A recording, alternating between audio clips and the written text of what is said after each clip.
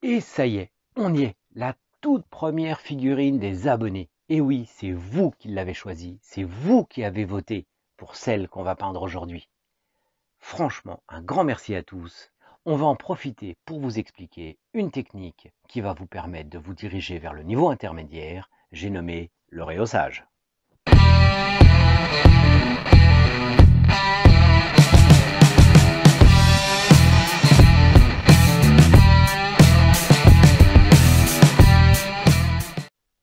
Bonjour à tous et bienvenue chez Ceral Painters. Alors comme je vous le disais dans l'intro, effectivement, on va se servir de cette première figurine des abonnés. Merci encore pour vos votes à tous, pour commencer à illustrer des techniques qui vont dépasser le niveau débutant. On a dit que cette année, on vous emmenait au niveau intermédiaire. À commencer, on a choisi le rehaussage. C'est une technique très simple, en fait, à mettre en œuvre. À partir du moment où on la connaît, on va y arriver assez facilement. C'est une technique qui donne de bons résultats pour beaucoup de choses, qui a de gros avantages et en plus qui permet de gagner énormément de temps pour un résultat très propre. Donc c'est vraiment une technique à maîtriser parce qu'elle vous servira pour beaucoup de choses et même pour le lignage. Pour vous le prouver, aujourd'hui j'ai décidé de peindre Snegorojka d'une façon très simple, très simpliste. En fin de compte, on ne va pas avoir beaucoup d'étapes, on ne va pas avoir beaucoup de peinture, pas beaucoup d'assombrissement ni d'éclaircissement, et pourtant, vous allez voir le résultat et vous me direz ce que vous en pensez.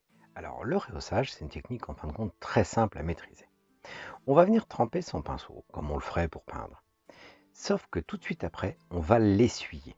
L'essuyer un peu comme on ferait pour un brossage à sec, d'une certaine manière, mais pas autant.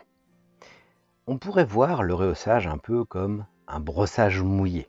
Vous voyez, le pinceau est quand même largement déchargé. Puis, on va venir appliquer sur les surfaces texturées, en essayant d'y aller à 90 degrés par rapport au détail, et surtout avec le plat du pinceau.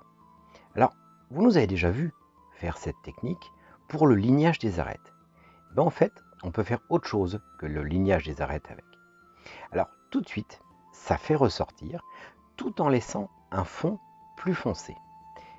C'est une technique qui marche particulièrement bien avec tout ce qui est métallique. On le voit aussi si on le passe sur du plat. Forcément, là, ça ne laisse pas de fond foncé non peint, mais la peinture étant beaucoup plus légère dessus, ça donne un métal plus authentique et plus vieilli. Donc c'est quelque chose qui a de très bons résultats, qui va se passer souvent en une seule couche et qui va vous permettre de faire les choses très rapidement et vraiment très belles. Alors pour Snegorojka, on va commencer déjà par faire la robe avec du contraste dilué parce que je la voulais pas trop marquée. Par contre, ça va me permettre de faire ressortir toutes les petites ornementations qu'il y a sur la robe qui sont un peu compliquées parce qu'elles sont l'épaisseur n'est pas énorme et du coup on les voit pas tant que ça. Je vais en profiter aussi pour passer tous les cristaux qu'elle a sur elle, tous les cristaux de givre, sur lesquels on reviendra tout à l'heure en faisant quelque chose pour leur donner un peu de style. J'ai voulu donner le style qu'avait fait Heroes Infinite en colorisation 3D, en modèle 3D. Forcément, en modèle 3D, il peut faire des choses qu'on ne peut pas faire, comme rendre les choses transparentes, mais j'ai voulu donner quelque chose d'à peu près identique, seulement avec de la peinture, pour voir, quand on voit à l'écran le modèle 3D, si on arrive à faire quelque chose qui y ressemble. Alors pour la partie rouge, sans difficulté aussi, on va y aller à la contraste. Vu toutes les ornementations, ça s'y prête très très bien.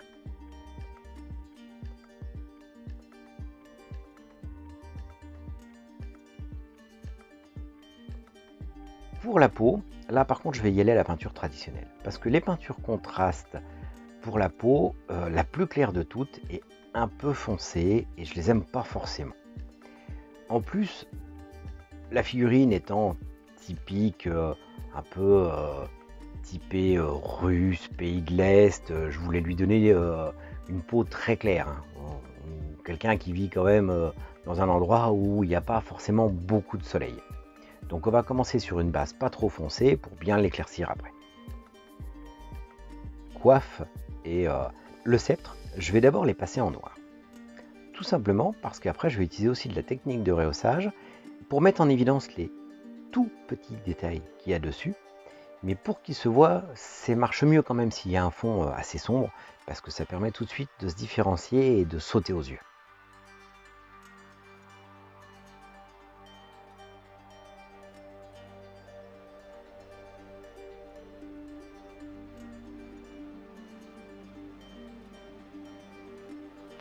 Idem pour tout ce qui est cuissarde, je l'ai peint en noir.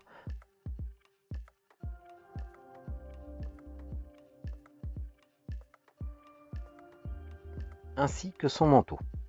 Alors son manteau, toute la partie où il n'y a pas de fourrure, je décide de le faire en noir parce que j'ai déjà fait le gilet qu'elle a en dessous en rouge. Ça reste une couleur neutre au final et ça permet de pas trop casser le choix de couleurs de bleu et rouge qui donne le tout à la figurine. Une fois passé toutes mes couches de base, je viens commencer les détails. Alors pour la peau, je vais passer un petit peu de shade quand même. Alors, j'hésite pas à le mettre en excès au début, mais quand je travaille, je viens raspirer le shade là où j'en ai mis trop pour bien l'étaler et que ça soit pas trop marqué.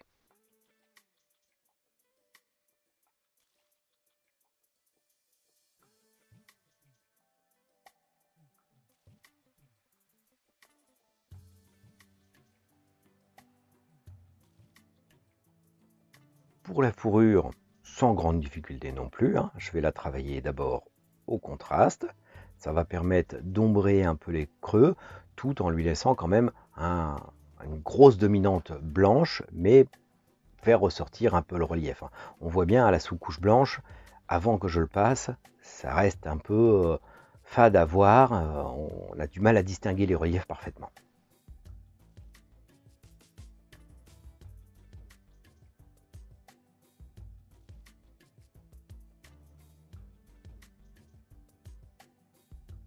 Pour l'espèce de tabard qu'il y a devant, je vais passer un petit ombrage avec un mélange de deux contrastes pour augmenter un petit peu la lisibilité derrière. Et puis je voulais vraiment que la figurine se rapproche de la vue 3D. Et du coup, comme sur la vue 3D, ça y était, je me suis dit que j'allais passer un petit quelque chose, histoire de le mettre un peu plus en évidence. Donc pour l'instant, tout ça, ça reste du travail de base. Et enfin, on va commencer à travailler au rehaussage. Alors là, derrière, c'est énorme ce qu'il y a à peindre. Tous les petites ornementations. Et bien, la technique du rehaussage, en essuyant bien son pinceau avant, alors bien sûr, on va être obligé de recharger souvent, mais ça va permettre de peindre tout ça en une seule couche. Vous voyez, je trempe mon pinceau dedans, je l'essuie, je vais faire plein de petites pattes de mouche en fait sur ma palette, et je vais passer le plat du pinceau sur toutes les parties texturées du manteau et du tabard. Ça va tout de suite faire ressortir les parties texturées en les peignant, tout en laissant de l'ombre dans les creux, sans avoir besoin de faire d'ombrage encore en plus. Et en fait, tout l'arrière du manteau, qui était très long, et ben je vais le faire comme ça, en une seule passe. Vous me direz si on a l'impression qu'il n'y a qu'une seule passe.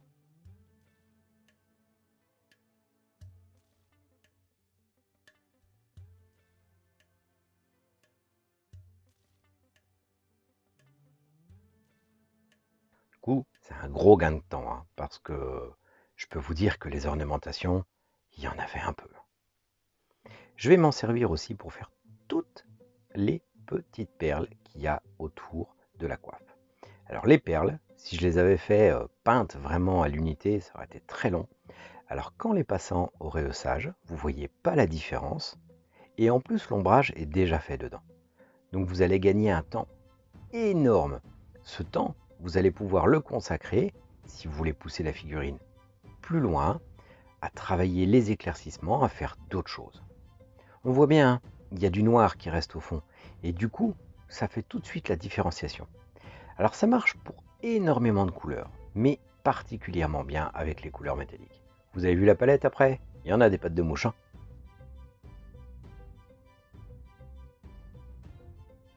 Alors vous voyez, ça fait gagner du temps, mais enfin c'était long quand même.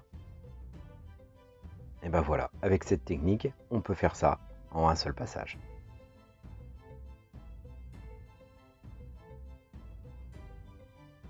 Ensuite, je vais venir faire les quelques détails qu'il y a en plus.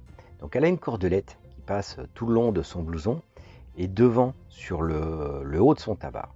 Je vais déjà la peindre en marron, histoire de lui donner un fond coloré, qui reste une couleur relativement neutre aussi, hein, qui va se voir mais sans plus, parce que je voulais pas mettre l'accent forcément sur ça.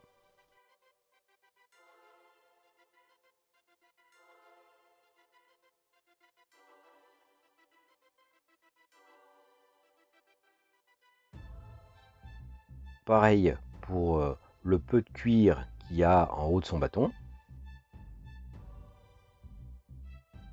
Et pareil, elle a des petites cordelettes sur les hauts de ses cuissardes, je vais les passer en marron également. Ça n'a aucune difficulté, hein, c'est du travail basique. Ensuite, je vais venir travailler la peau. Alors, je vais l'éclaircir quand même très très fortement. Dans la publication des Roses Infinites, c'est quand même une fée des glaces, donc je voulais quelqu'un à la peau très claire. On aurait pu avoir un type plus inuit quelque part, mais les figurines s'y prêtaient pas parce que la morphologie des traits n'était pas la même. Donc du coup, j'ai opté pour une peau très claire. Et je vais ensuite la maquiller. Pour rester dans le thème, je voulais lui donner un aspect un peu matrioshka, un peu poupée russe, très poussée, très maquillée à l'extrême, pour faire ressortir. Et surtout, pour attirer l'attention sur la chose qui est la plus importante au final de cette figurine, c'est-à-dire le baiser qu'elle envoie avec sa main. C'est juste une question de patience, ça n'a rien de très très compliqué de la maquiller. C'est pas forcément ce que je préfère faire sur les figurines féminines, mais là pour le coup, pour donner un peu l'aspect poupée russe, c'était vraiment dans le thème.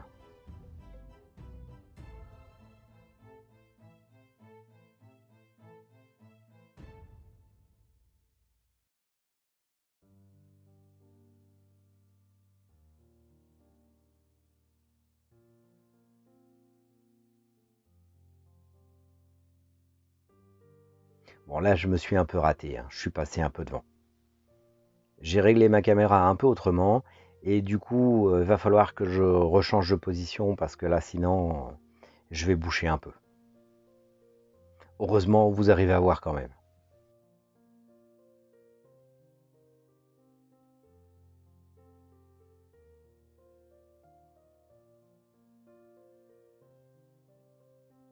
Alors après avoir poussé bien le maquillage quand même, pour attirer l'attention, je vais venir travailler un peu toute la fourrure.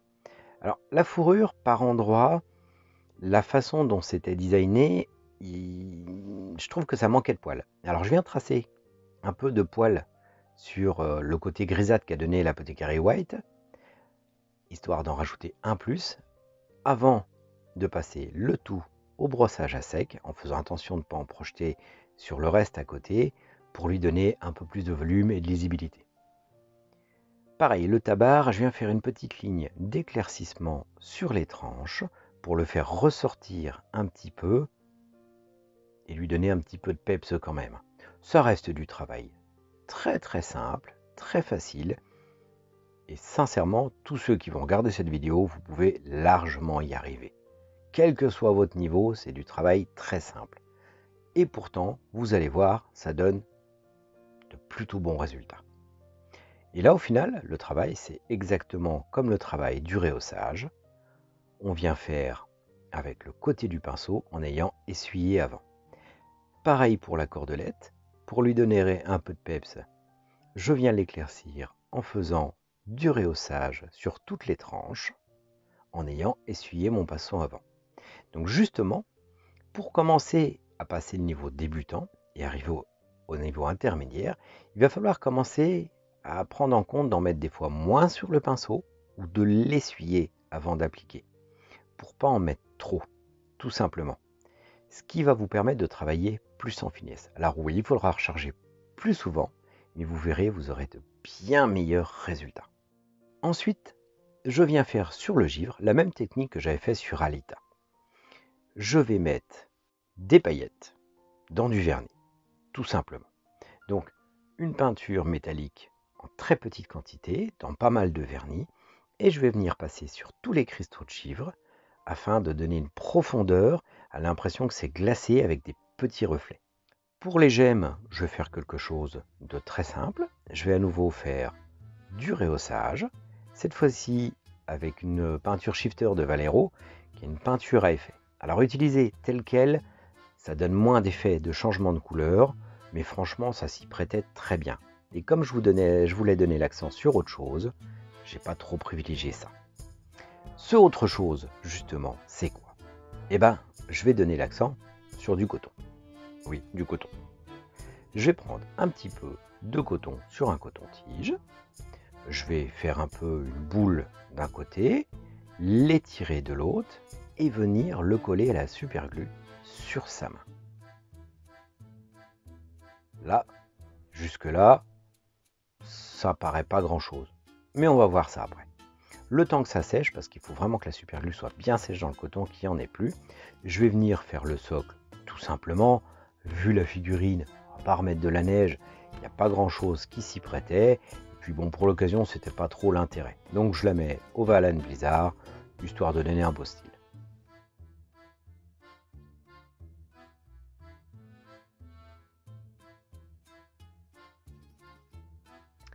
Et là, le petit coton que j'ai mis dans sa main, je vais passer du liquide Frost de chez Christopher. Donc c'est un liquide qui normalement, quand on l'imbibe comme ça va donner des effets de givre. C'est un liquide salin. Donc je viens d'imbiber tout le coton, j'en mets aussi un petit peu sur le ruban qui sort de son bâton pour voir ce que ça donne. Et puis on va voir, apparemment ça sèche en quelques heures.